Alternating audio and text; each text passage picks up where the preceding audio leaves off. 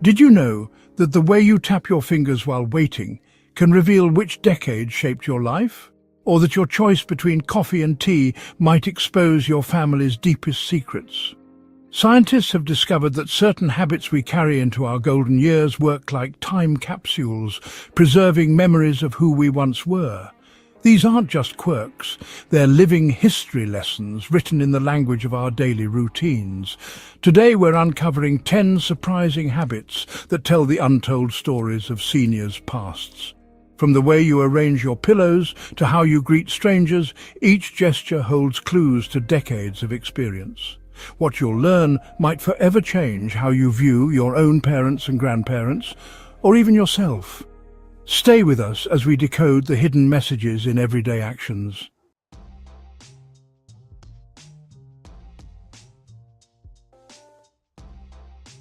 Meet Margaret Chen, a vibrant 72-year-old whose keen eye for detail made her a legendary emergency room nurse in Boston. Born to Chinese immigrants who fled Shanghai in 1949, Margaret spent 4 decades saving lives while quietly observing the smallest human behaviors that others missed. Now retired, she volunteers at the Beacon Hill Senior Center, where she's discovered something extraordinary. After 40 years watching people in crisis, you learn to read their unspoken stories. Last month, while serving lunch at the center, she noticed how Mr. Johnson always saved his bread for last, a habit she recognized from Depression-era survivors. Mrs. Rodriguez meticulously folded her napkin in perfect triangles, just like Margaret's mother, who learned etiquette in pre-war finishing school. These weren't random quirks. They were echoes of entire lifetimes. Margaret began documenting these fascinating patterns, realizing each senior carried invisible badges of their past. Her observations have helped countless families understand their loved ones better, bridging generational gaps through simple daily habits. Today she's sharing her most surprising discoveries with us.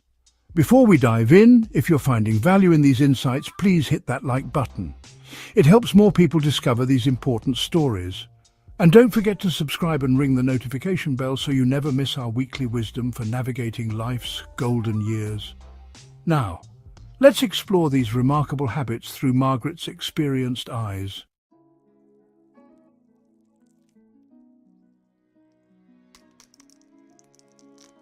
Our first revealing habit is the early bird routine. Margaret noticed something fascinating. Seniors who consistently wake before 6 a.m. often share similar backgrounds. Every morning at 4:45, like clockwork, I watch Mr. Davis arrive first at the centre. He doesn't need an alarm. His body remembers. Research shows this internal clock often develops from 2 main life experiences: farm life or military service. Children raised on farms learned that cows needed milking before dawn, chickens fed at first light. These patterns become hardwired, persisting decades after leaving rural life. Similarly, veterans carry their reveille schedule long after discharge. But there's a third, lesser-known group, immigrant families who worked multiple jobs. Margaret's own father rose at 4 a.m. for his bakery shift, a habit he maintained until his final days. The early morning holds different meanings for different generations. For some, it's about discipline and duty. For others, it represents opportunity and survival. Interestingly, studies indicate these early risers often maintain better cognitive function in later years, possibly due to consistent circadian rhythms. They're also more likely to exercise regularly and maintain social connections, arriving first at community events. Watch how early risers greet the sunrise. Former farmers pause to check the sky. Veterans stand a bit straighter. Immigrants often whisper gratitude. Do you still wake up at dawn? What memories does the early morning hold for you? Share your sunrise stories in the comments below. We'd love to hear what drives your internal clock.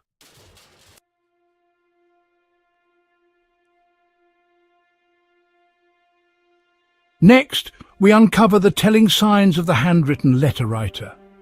Margaret discovered a fascinating pattern among seniors who refused to text or email, preferring pen and paper. Mrs. Sullivan writes thank you notes for everything. Her penmanship is impeccable.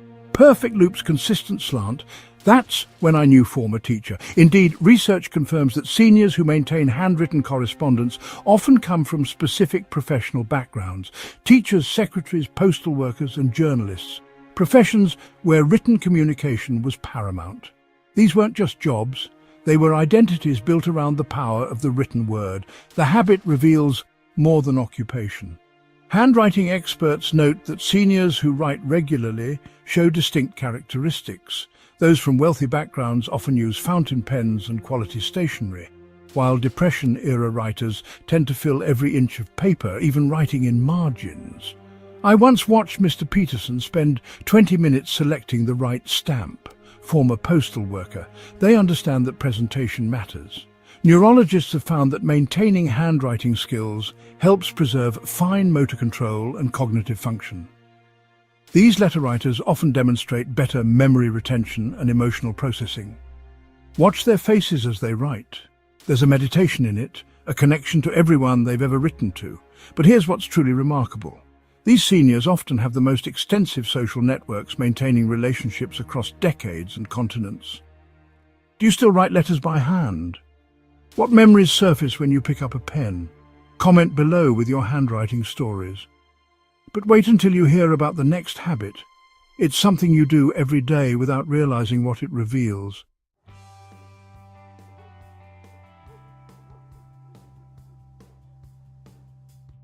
Now we explore a habit so subtle most people never notice it, the counterclockwise stirrer.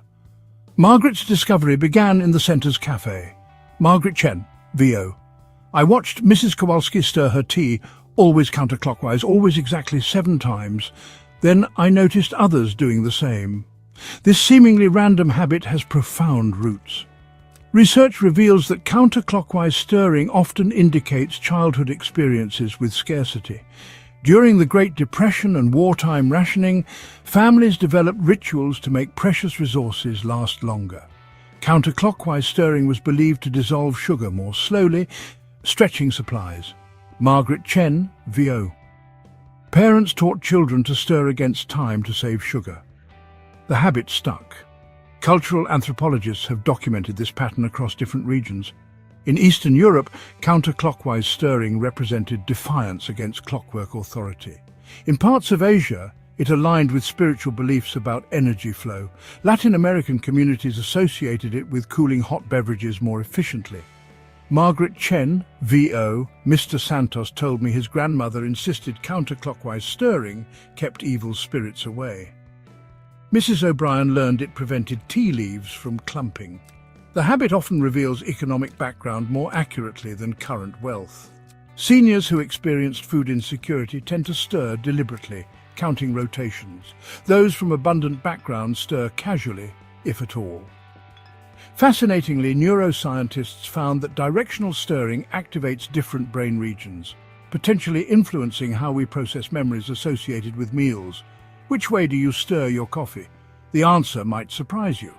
Share in the comments, clockwise or counterclockwise. You might discover a family history you never knew existed.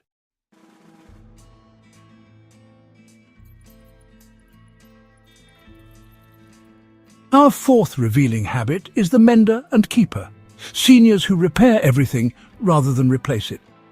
Margaret's eyes light up as she describes this pattern. Margaret Chen, VO. Open any drawer in Mrs. Fisher's apartment and you'll find treasures.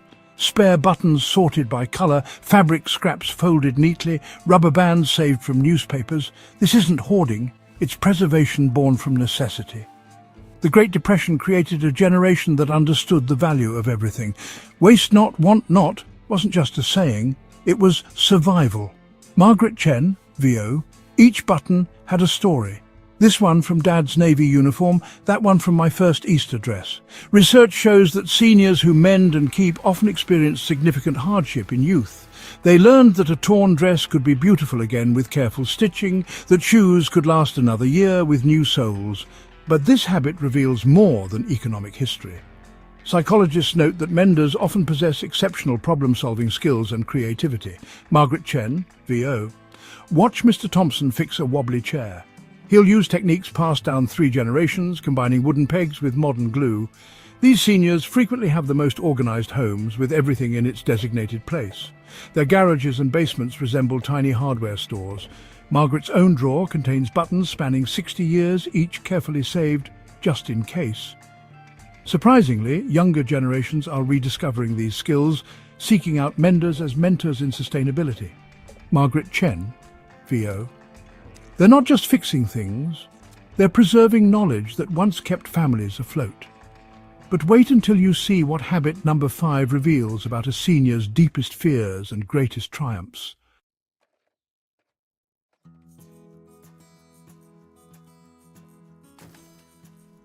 The 5th habit cuts straight to the heart, the food saver.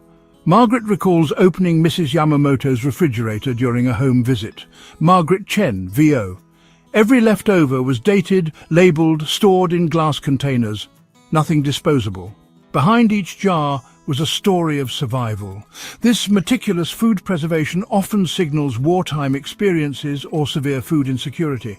Seniors who lived through rationing, internment camps or famines develop intricate systems for food storage. Margaret Chen, VO. Mrs. Rossi can tell you exactly how many meals she can make from one chicken. Bones for soup, scraps for stock, even the skin gets used. Psychologists identify this as scarcity mindset, the brain permanently rewired by hunger.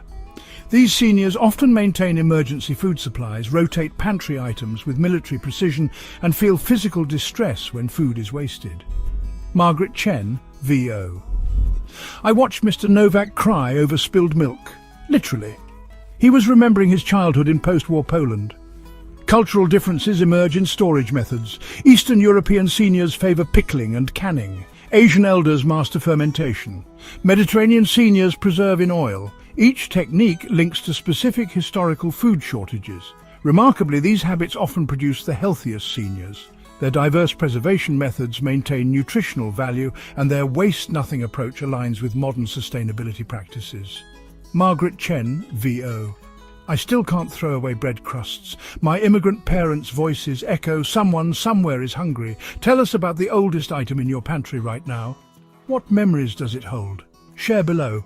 You might discover others who understand exactly why that jar matters.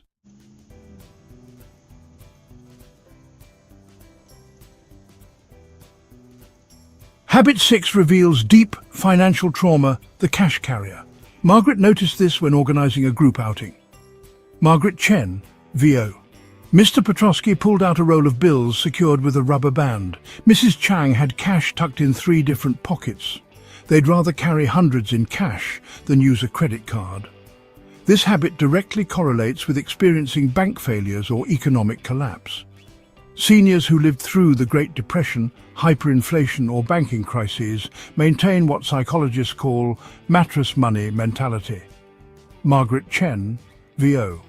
They've seen banks close overnight, savings vanish, currencies become worthless. The pattern varies by background. Depression-era Americans often carry exact amounts in specific denominations. Immigrants from unstable economies hide money in multiple locations. War survivors keep emergency funds in different currencies. Margaret Chen, VO. Mr. Weber still has Deutsche Marks from 1945. Margaret herself uses a hidden envelope system inherited from her parents. Margaret Chen, VO. One envelope for groceries, one for emergencies, one behind the picture frame. Never all your eggs in one basket. Financial advisors note these seniors often have impeccable budgeting skills, knowing their expenses to the penny. Research indicates cash carriers typically have less debt and higher savings rates than digital first generations. They understand money's tangible value. Margaret Chen, VO. Watch them count change. Every coin matters. They remember when a nickel bought bread. Surprisingly, these habits are resurging among younger people concerned about digital privacy and cyber theft. Margaret Chen, VO. The old ways sometimes protect us in new times. The next habit might change how you see your own grandparents forever. It's written in the rhythm of their daily routines.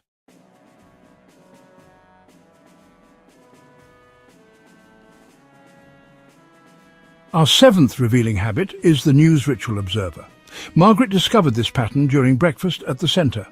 Margaret Chen, VO. Mr. Harrison arrives at 6:30 a.m. sharp, newspaper in hand. Mrs. Martinez tunes the radio to NPR at exactly 7. It's like clockwork.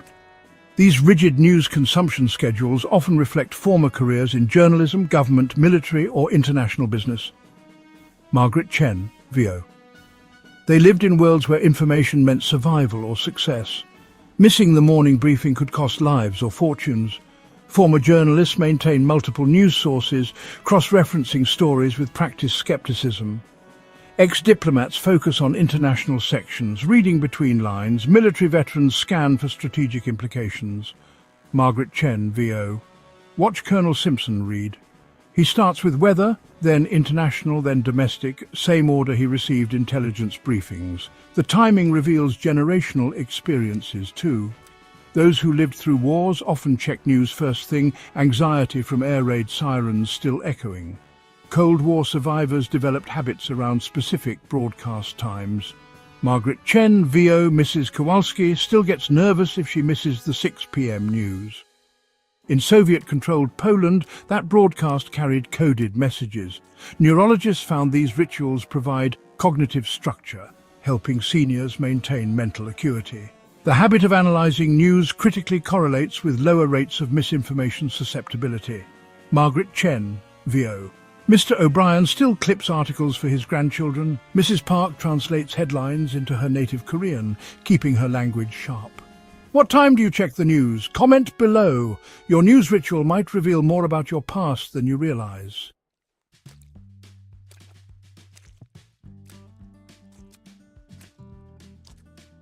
Habit 8 uncovers the garden whisperer phenomenon. Margaret first noticed this in the centre's community garden. Margaret Chen, VO. Mrs. Calabrese talks to her tomatoes in Italian. Mr. Wong plants by the lunar calendar. Each gardener carries ancestral wisdom. These techniques reveal precise regional origins. Southern seniors plant by folklore signs, corn knee-high by 4th of July. Midwest gardeners follow Germanic companion planting. New England seniors use seaweed fertilizer traditions. Margaret Chen, VO. You can map someone's childhood by their gardening methods. The language used with plants is particularly telling. Rural-raised seniors often sing or hum while gardening, remnants of fieldwork songs. Urban gardeners who learned during wartime victory gardens maintain military-precise rows. Immigrant gardeners preserve heritage varieties, seeds carried across oceans. Margaret Chen, VO. She buried fish heads under tomato plants, ancient Chinese technique. She'd whisper to each seedling in Cantonese, promising to care for it. Botanists confirm that talking to plants can improve growth, but these seniors do more than talk. They conduct conversations. Researchers found that garden whisperers often outlive non-gardeners by several years. The combination of physical activity, purpose and connection to life cycles provides powerful health benefits. Margaret Chen, VO. Depression-era gardeners never thin seedlings. Every plant gets a chance. Those who survived famine save every seed. Wealthy background gardeners focus on flowers over food, but nothing compares to what's next. A habit so deeply ingrained it reveals the very social fabric that shaped a generation's entire worldview.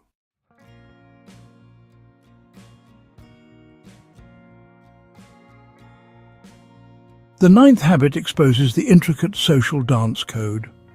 Margaret observed this during the centre's holiday gala. Margaret Chen, VO. Watch how seniors enter a room. Mrs. Worthington pauses at the doorway, scanning for proper introductions. Mr. Rodriguez heads straight for the food table, helping serve others. These aren't random choices. They're deeply programmed social reflexes. Class upbringing becomes visible through subtle signals. Upper-class seniors maintain specific distances during conversation, use utensils from outside in, and never discuss money directly. Working-class seniors show hospitality through food, touch shoulders while talking, and share resources openly. Margaret Chen, VO. The way someone offers their seat reveals their entire social education. She identifies fascinating patterns. Former military wives organize events with precision protocols. Immigrant seniors bring gifts to every gathering. Southern seniors use elaborate courtesy titles. New England elders maintain formal reserve until properly introduced. Margaret Chen, VO. Mrs. Chen still bows slightly when greeting elders, not from China, but from her parents' teachings about respect. Sociologists call these cultural micro-expressions, tiny behaviours that broadcast social origins. Even handshake styles vary: firm and brief, business class; two-handed, political families; or gentle touch, old money. Margaret Chen, view. Notice who pours tea for who stands when someone enters, who insists others eat first. These aren't manners, they're social DNA. Remarkably, these codes help seniors identify allies and navigate new environments safely. Margaret Chen, VO. It's like a secret language. They can spot their own kind instantly. Have you noticed these social patterns at family events? Watch carefully next time. You might decode your own family's hidden history. Share your observations below.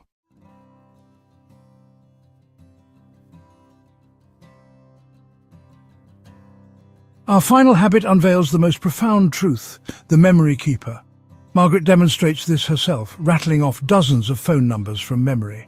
Margaret Chen, VO. Mrs. Thompson, 617-555-3421. Dr. Patel's office, 781-555-8900. My childhood home, 203-555-1967. This isn't just impressive recall, it's a survival mechanism from an era when forgetting could mean permanent disconnection. Seniors who memorize extensive personal data often experience traumatic separations, war evacuations, immigration, or family dispersal. Margaret Chen, VO. During the Cultural Revolution, my parents memorized relatives' addresses in code. One wrong number could mean never finding family again. The habit intensifies with technological distrust. Seniors who witnessed identity theft, surveillance, or data breaches maintain mental backups. Margaret Chen, VO. Mr. Kowalski survived Soviet occupation. He trusts his mind over any device. These memory keepers often have extraordinary cognitive resilience. Neurologists find their brains maintain stronger neural pathways through constant mental exercise. They're walking databases of birthdays, anniversaries, recipes and directions. Now, Margaret's own revelation, Margaret Chen, VO. I memorized patient histories during the AIDS crisis when records were stigmatized. Room 302 needed morphine at 4 a.m. Room 415's partner could only visit after midnight. My mind became their sanctuary. She pauses, eyes glistening. Margaret Chen, VO. Every number I remember is a life I promise not to forget. This habit reveals the deepest truth. These seniors aren't just remembering data, they're preserving human connections in the most unbreakable vault, their minds. They carry entire communities within their memories, ensuring no one is truly lost.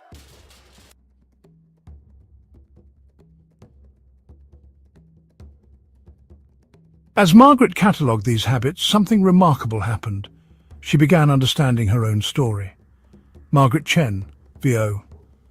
I spent weeks observing others, never realizing I was decoding myself. Each habit she identified in others mirrored her own hidden patterns. Her 4:45 a.m. rising, inherited from her baker father who fled Shanghai. Her meticulous handwriting, shaped by her mother who taught herself English by copying library books. That counterclockwise stirring, a grandmother's superstition that became family tradition. Margaret Chen, VO. I thought I was just being practical, but I was carrying my ancestors' survival strategies. The revelation transformed her volunteer work. Instead of simply serving meals, she began reading the stories written in seniors' movements. When Mr. Novak saved bread crusts, she understood.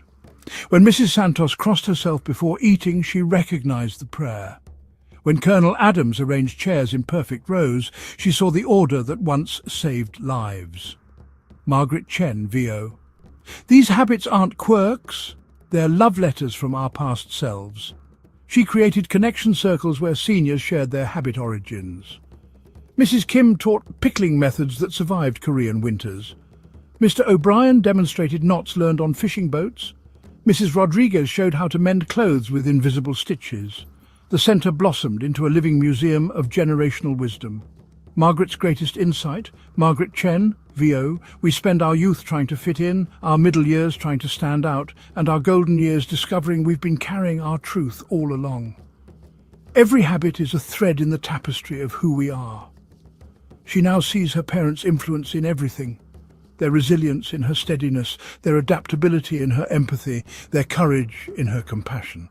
Margaret Chen, VO. They didn't just give me life, they gave me ways to live it.